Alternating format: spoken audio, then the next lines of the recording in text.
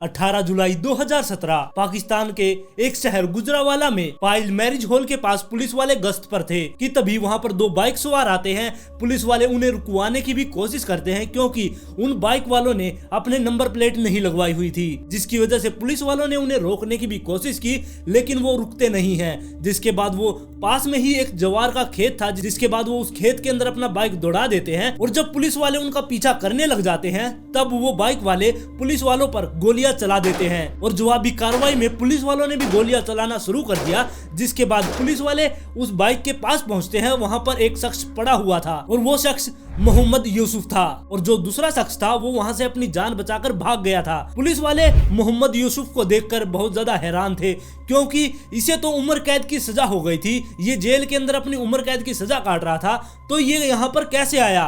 तो इसके जानने के लिए हमें इस केस को पूरी तरह से जानना होगा। तो आइए जानते हैं इस केस को पूरी तरह से। नमस्कार दोस्तों, मैं हूं अंकित और आज मैं फिर से हाजिर हूं आप सब लोगों के लिए एक और क्राइम स्टोरी लेकर। अगर आप इस चैनल पर नए हैं तो चैनल को सब्सक्राइब कर ले, वीडियो पसंद आए तो लाइक एंड शेयर जरूर करें। तो चलिए चलते हैं आज के एक और इंटरेस्टिंग एपिसोड पर।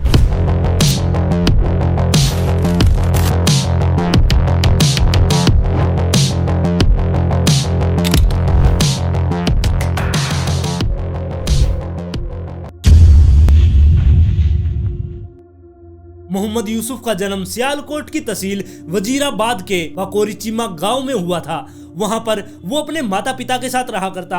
उसके 4 भाई बहन और थे और मोहम्मद यूसुफ पढ़ाई में बहुत ही ज्यादा इंटेलिजेंट था। जब उसने अपनी पढ़ाई पूरी कर ली उसके बाद वो मलेशिया चला गया। मलेशिया से भी वो बहुत जल्द वापस आता है और मलेशिया से वापस लौटने के बाद वो बहरेन चला गया और बहरेन से भी उसे जल्द ही निकाल दिया गया क्योंकि जिस भी देश में जाकर ये जिस कंपनी के अंदर काम किया करता उन्हीं के वर्करों के साथ ये लड़ाई झगड़ा शुरू कर दिया करता, जिसकी वजह से इसे बाहर निकाल दिया गया। और अब ये वापस से पाकिस्तान आ गया था और जब ये पाकिस्तान में आ गया उसके बाद ये यहाँ पर रहना शुरू करता है, लेकिन ये अच्छे से अपने भाई बहनों के साथ और अपने माता पिता के साथ नहीं रहा करता। ये सबके साथ लड़ाई झगड़ा करने लग जाया करता, जिसकी वजह से इसे घर से भी निकाल दिया गया। और मोहम्मद यूसुफ की जिंदगी ऐसे ही चल रही थी कि 2005 में उसके ऊपर एक महिला की हत्या करने का आरोप लगा। यूसुफ पर जिस महिला की कत्ल का इल्जाम लगा था वो हाजिर मकबूल की बेगम थी। जिसके बाद पुलिस वालों ने यूसुफ को उठा लिया। जब उससे पूछताछ की गई तब उसने साफ इनकार कर दिया कि वो ऐसी महिला को जानता ही नहीं है, लेकिन पुलिस वाले उसकी बातों में नहीं आए और उसके ऊपर केस दर्ज कर लिया।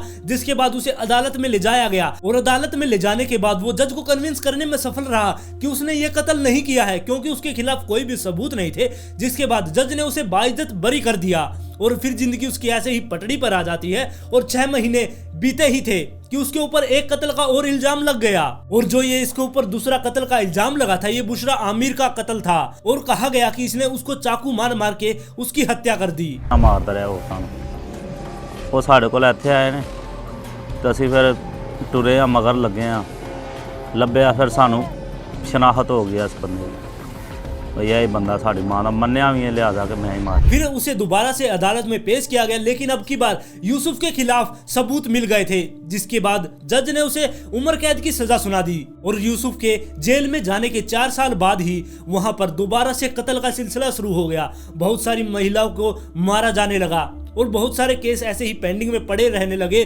पुलिस वालों को समझ नहीं आ रहा था कि ये महिलाओं को कौन मार रहा है, ना तो उनके पास कोई सबूत था कि वो जिससे पता लगा सके कि इन महिलाओं को मारने के पीछे का कारण क्या है और उन्हें क्यों मारा जा रहा है। और सबसे हैरानी की बात ये थी जितने भी कत्ल हो रहे थे ये सब के सब महिलाओं के हो रहे थे। और इसमें एक और हैरान करने वाली बात ये थी कि जिन जिन जगहों पर जो वो मरी हुई महिलाएं मिली थी उनको देखकर ऐसा नहीं लग रहा था कि उन्हें जबरदस्ती वहां पर ले जाया गया है। ऐसा लग रहा था कि वो महिलाएं अपनी मर्जी से उस शख्स के साथ गई हैं और वहां पर जाने के बाद उस दूसरे शख्स ने उनकी हत्याएं कर दी हैं। और पुलिस वाले यहाँ पर यह भी सोच रहे थे कि अगर किसी महिला को उठाया जाता है तो उसका बलात्कार करने के लिए उसे उठाया जाता है, लेकिन यहाँ पर ऐसा नहीं था। किसी भी महिला के साथ कोई भी गलत काम नहीं हुआ था।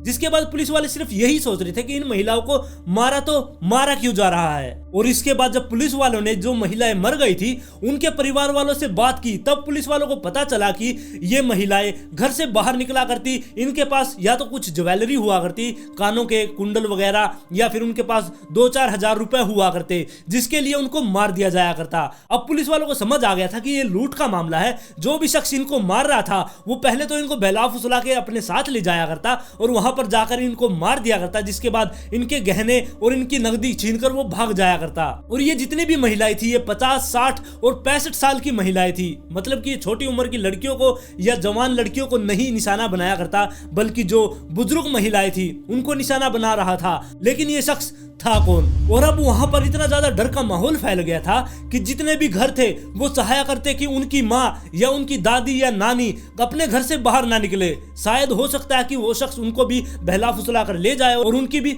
हत्या कर दे, जिसकी वजह से पूरे शहर में डर का माहौल फैला हुआ था और पुलिस के हाथ भी अब कुछ नहीं लग रहा था। फिर इसके बाद कश्मीरी गुजरों मोहल्ला में एक अल्लाह रखी नाम की महिला को वहां से किडनैप किया जाता है, जिसके बाद उसे एक नहर पर ले जाया जाता है और वहां पर उसकी हत्या कर दी जाती है। और फिर इसी मोहल्ले से उसी शख्स ने एक हाजिरा बीबी नाम की महिला को किडनैप किया और उस पर भी ऐसे ही वार किए, लेकिन खुशकिस्मती से वो महिलाएं बच गई। जो मैंने मारिया ना भगा गए, मैंने कोई होश नहीं रही तो किथे मैं आदि किथे नहीं, बिल्कुल इंज हो गया। रात ढेर मेरी अखां दे अगे आ गई, वो नस गया सर के नशा के घंटे बाद मैंने होश आई। और इसके बाद खुसरीद बीवी नाम की एक महिला जो अपने घर के बाहर बैठी थी, उनके परिवार वालों ने देखा कि उनकी मां बाहर बैठी है, लेकिन वो जब अंदर चले गए उसके तुरंत बाद ही वो वहां से गायब थी। और उसकी भी ऐसी ही हालात में जैसे और महिलाओं की लाश मिल रही थी वैसे ही उसकी भी लाश मिली, जिसके बाद उनका बेटा पुलिस स्टेशन में जाता है और वहां पर जाकर वो रिपोर्ट लिखवाने की कोशिश करता है, लेकिन पुलिस वाले उनकी रिपोर्ट नहीं लिखते। वो उसे दूसरे पुलिस स्टेशन में जाकर रिपोर्ट लिखवाने के लिए कह देते हैं, क्योंकि पुलिस वाले भी अब डर रहे थे, क्योंकि अगर वो केस ले लेते हैं अपने हाथों में तो उसकी तहकीकात करनी पड़ेगी। लेकिन पुलिस वालों के पास कोई भी सबूत नहीं था तहकीकात करने के लिए, इसलिए वो एक थाने से दूसरे थाने में सभी लोगों को इधर उधर भगा रहे थे। फिर कुछ दिनों बाद 3 महिलाएं पुलिस स्टेशन में जाती है और वहां पर जाकर उन्होंने बताया कि उनके ऊपर भी उस शख्स ने हमला किया था, लेकिन वो बच गई। और उसमें एक हजरान बीबी थी जिसके ऊपर हमला किया गया था और वो भी बच गई थी। और उन तीनों के बयान पर उस शख्स का एक स्केच तैयार किया गया। और हजरान बीबी ने एक बात का और खुलासा किया कि उसे बस स्टैंड से किडनैप किया गया था, जिसके बाद जो पुलिस वाले थे उस स्केच को लेकर उस जगह पर जाने लगे। मतलब कि बस अड्डे पर वो पहुंच गए थे और वहां पर जाकर वो रैकी करने लगे कि शायद हो सकता है कि वो शख्स दोबारा यहां पर आए, क्योंकि वो सबसे ज्यादा महिलाओं को यहीं से किडनैप कर रहा था। जिसके बाद पुलिस वाले वहां पर पहुंच गए और वो रैकी करने लगे। और महिलाओं के गायब होने के सबसे ज्यादा जो केस दर्ज हुए थे वो मुरादपुर के थाने में हुए थे, इसलिए जो मुरादपुर की पुलिस थी वो बहुत ज्यादा दबाव महसूस कर रही थी और उन्हें जल्द से जल्द इस कातिल को ढूंढना था। और फिर 22 सितंबर के दिन पुलिस वाले रैकी कर रहे थे, वो अपनी गश्त लगाए हुए थे कि तभी एक शख्स एक महिला को पीछे बिठाए हुए उसी साइड आ जाता है, जिसके बाद पुलिस वालों ने उसे रुकवाया और उससे पूछताछ की। पुलिस वालों को उस शख्स के ऊपर शक हुआ और उसे उठा लिया। और उठाने के बाद उसे पुलिस स्टेशन में जब पुलिस वाले लेकर गए तब उसका पता चला कि वो और कोई नहीं मोहम्मद यूसुफ है। जी हाँ, जिसको 2005 के अंदर जेल हो गई थी। वही मोहम्मद यूसुफ अब पुलिस वालों के सामने बैठा था। अब पुलिस वालों ने जब उससे पूछताछ शुरू की गई तब उसने कुछ भी नहीं बताया, लेकिन काफी मशक्कत के बाद पुलिस वालों ने उस पर दबाव दिया तब उसने बताना शुरू किया। उसने बताया कि जब उसे जेल हो गई थी, उसे उम्र कैद की सजा हो गई थी, उसके 4 साल बाद यानी कि 2009 में चीफ जस्टिस वहां पर आए थे जेल का दौरा करने के लिए। जब वो जेल का दौरा करने आए तब मोहम्मद यूसुफ ने बताया कि वो 4 साल से जेल में सबके साथ अच्छे से व्यवहार बनाकर रह रहा था, जिसके बाद जो जेल के सभी कैदी थे और वहां के जो कर्मचारी थे वो सब के सब मोहम्मद यूसुफ से खुश थे। इसके बाद मोहम्मद यूसुफ ने जो चीफ जस्टिस था उसके सामने अपील की कि उसे बाहर कर दिया जाए, उसे इस जेल के अंदर ना रखा जाए, वो बहुत ज्यादा सुधर गया है, वो अब आगे ऐसा कुछ भी नहीं कर सकता। उसने पहले वाले कत्ल को मानने से भी इनकार कर दिया। लेकिन हैरानी की बात यह थी जो चीफ जस्टिस था उसने इसकी बात को मान लिया और इसे रिहा कर दिया, जिसके बाद ये दोबारा से जेल से बाहर आ गया था। जेल से बाहर आने के बाद ये अपनी बहन के पास चला गया, लेकिन वहां से भी ये जल्द ही निकल गया और मुजफ्फरनगर में जाकर इसने अपना खुद का घर बना लिया और वहीं पर ये रहने लगा था। और फिर इसने बताया कि ये सारा दिन घर पर ऐसे ही पड़ा रहा करता, जिसके बाद शाम को ये घर से बाहर निकलता, कभी ये बस स्टैंड पर चला जाया करता या फिर कभी टैक्सी स्टैंड पर, और वहीं पर जाकर ये वेट किया करता कि इसको कब अपना शिकार मिलेगा। और उसने बताया कि वो बस स्टैंड पर एक दिन बैठा था कि तभी उसकी नजर गई एक महिला पर जिसने अपने कानों में सोने के झुमके पहने हुए थे, जिसके बाद वो उस महिला के पास जाता है और उससे ये कहता है कि मैं तुम्हारे पैसे दुगने करवा दूंगा। जिसके बाद वो महिला उसकी बातों में आ जाती है और वो उसे रिक्शा में बैठाकर हैप्पी वैली जो सोसाइटी है उसके पास में ले जाता है और वहां पर जाकर वो उसके ऊपर ईंट से हमला कर देता है और ईंट मारने के बाद उसके सिर को पकड़ता है पीछे से उसके बालों से और उसके फेस को जमीन पर लगाकर ऐसे रगड़ने लग जाता है, जिससे उसकी मौत हो गई। और उस महिला के वो कान से झुमके निकाल लेता है और 3-4 हजार वो महिला अपने पास कैश रखा हुआ था उस कैश को भी चुरा लेता है। जिसके बाद वो वहां से भाग जाता है और उसके 3 दिन बाद ही मोहम्मद यूसुफ ने एक महिला को वजीराबाद रोड से उठाया और उसे भी ऐसे ही कत्ल कर दिया। और अब मोहम्मद यूसुफ ने कबूल कर लिया था कि उसने खुशीद बीवी के साथ साथ 23 महिलाओं का कत्ल किया है। उसने बताया कि खुशीद बीवी को उसने मारकर खेतों के अंदर फेंक दिया था और 5 महिलाओं को उसने नहर के अंदर भी फेंक दिया था। जिसके बाद जो गांव वाले थे वो खेत में पहुंचते हैं और वहां पर जाकर उन्होंने देखा कि वहां पर एक महिला की लाश पड़ी थी। जिसके बाद वो पूरे गांव में सन्नाटा छा गया था। अब उस पूरे गांव में डर का माहौल था। इसके बाद पुलिस वालों ने उसका चालान भर दिया। जिसके बाद उसे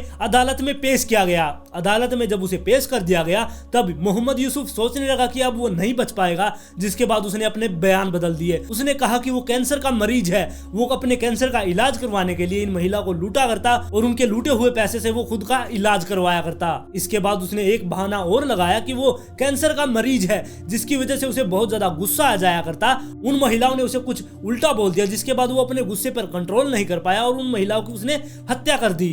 लेकिन अब अदालत उसकी बातों में नहीं आने वाली थी। इसके बाद 15 जून 2011 को अदालत ने उसे मौत की सजा सुना दी और साथ में ही उसे 70 लाख रुपए जुर्माना भी अदालत में जमा करवाना था। अब आप लोग सोच रहे होंगे कि यहाँ पर उसे मौत की सजा दे दी जाएगी और यहीं पर केस खत्म हो जाएगा, लेकिन ऐसा नहीं था। जब उसे जेल में ले जाया गया, वहां पर ले जाने के बाद वो दोबारा से सभी के साथ अच्छे से रहने लगा था। वो जेल के अंदर इतने अच्छे से व्यवहार करने लगा था, जिसके बाद सभी के सभी लोग उसके मुरीद हो गए थे। वो सभी लोग उससे प्यार करने लगे थे। उसे 2017 के लास्ट में मौत की सजा होनी थी, लेकिन मौत की सजा होने से पहले ही उसने अपील डाल दी कि उसे मौत की सजा ना हो। ये अपील करने के बाद कोर्ट ने देखा कि जो मोहम्मद यूसुफ है जेल के अंदर बहुत अच्छे से रह रहा है, उसने अपना व्यवहार बहुत अच्छा बना लिया है, शायद हो सकता है कि वो सुधर गया है। जिसके बाद उसे 2017 में ही रिहा कर दिया गया। और जब मोहम्मद यूसुफ रिहा हो गया उसके बाद वो सियालकोट को छोड़ देता है और वो गुजरावाला में रहने लग जाता है। और जब ये जेल से बाहर आ गया उसके बाद सब लोग यही सोच रहे थे कि ये सुधर गया है, अब ये अपनी जिंदगी अच्छे से काटेगा। लेकिन इसके मुंह पर तो खून लगा हुआ था, अब ये दोबारा से वही कांड करने वाला था। अब मोहम्मद यूसुफ ये सोच रहा था कि इतनी सारी महिलाओं का कत्ल करने के बाद भी पुलिस वाले उसका कुछ नहीं बिगाड़ पाए, अदालत ने भी उसे बरी कर दिया। जिसके बाद वो गुजरावाला फैमिली हॉस्पिटल के पास एक महिला को पकड़ लेता है और उसे फर्श पर मार मार के उसका सर फोड़ देता है और उसकी हत्या कर देता है। और उसके पास जो भी नकदी थी उसे लेकर वो भाग जाता है। इसके बाद वो एक नजीरा बीवी नाम की महिला को उसने बहला फुसलाकर अपने साथ ले गया और दरगाह के पास ले जाकर उसकी भी हत्या कर दी। इसके बाद उसने एक बूढ़ी महिला को बहला फुसलाकर उसे भी अपने साथ ले गया और उसकी भी ऐसे ही हत्या कर दी। जिसके बाद उसके पास कुछ पैसे थे, उन्हें भी लेकर वो भाग गया। और जो इससे अगली महिला को उसने मारा उसको उसने अवान चौक से उठाया, वो बूढ़ी महिला थी, और चंदा किले पर ले जाकर उसे उसकी हत्या कर दी। उसके पास सिर्फ 10 रुपए थे, उस महिला के पास सिर्फ 10 रुपए थे, उसने 10 रुपए के लिए भी उस महिला को मार दिया। और अब उसने 2 हफ्ते के अंदर ही 6 महिलाओं को और मार दिया था। और इन कत्ल होने के बाद जो पुलिस थी वो चौकन्ना हो गई और वो तहकीकात करने लगी। तब पुलिस वाले तहकीकात करते करते उनके सामने एक चार्जशीट आई, जिनसे उन्हें पता चला कि ऐसे ही मामले 7-8 साल पहले सियालकोट में हुआ करते और अब बिल्कुल वैसे ही मामले वजीराबाद में होने लगे थे। और फिर इसी चीज को ध्यान में रखते हुए पुलिस वाले 18 जुलाई 2017 को अपना ये जाल बिछाते हैं और इस जाल में मोहम्मद यूसुफ फंस भी जाता है और उसकी वहीं पर गोली लगने से मौत भी हो जाती है। और ये उसकी जिंदगी का एक दर्दनाक अंत था। अब मोहम्मद यूसुफ तो मर गया था, लेकिन वो अपने पीछे बहुत सारे सवाल छोड़ गया था, जैसे कि पाकिस्तान का कानून इतना ज्यादा कमजोर है क्या? एक इंसान जो इतने सारे कत्ल कर रहा है, बार बार वो कत्ल किए जा रहा है, जिसके बाद उसे बार बार जेल से रिहा कर दिया जा रहा है। और एक सवाल ये कि जो अदालत में जज बैठते हैं, चीफ जस्टिस, उन्हें भी ये कुछ नजर नहीं आ रहा कि उसने इतनी ज्यादा महिला को मार दिया है, जिसके बाद उसे बार बार छोड़ा जा रहा है। अब आप लोग भी अपनी राय मुझे कमेंट सेक्शन में जरूर दे। अगर आप लोगों में से कोई पाकिस्तान में वजीराबाद या सियालकोट से है तो वो लोग भी मुझे कमेंट कर इस केस के बारे में पूरी तरह से बताएं कि इस केस में और कुछ रह तो नहीं गया। और अगर आप इस चैनल पर नए हैं तो चैनल को सब्सक्राइब कर ले, वीडियो पसंद आई तो लाइक एंड शेयर जरूर करें। और आज के लिए बस इतना ही, और जल्द ही मिलते हैं ऐसे ही एक और इंटरेस्टिंग केस के साथ।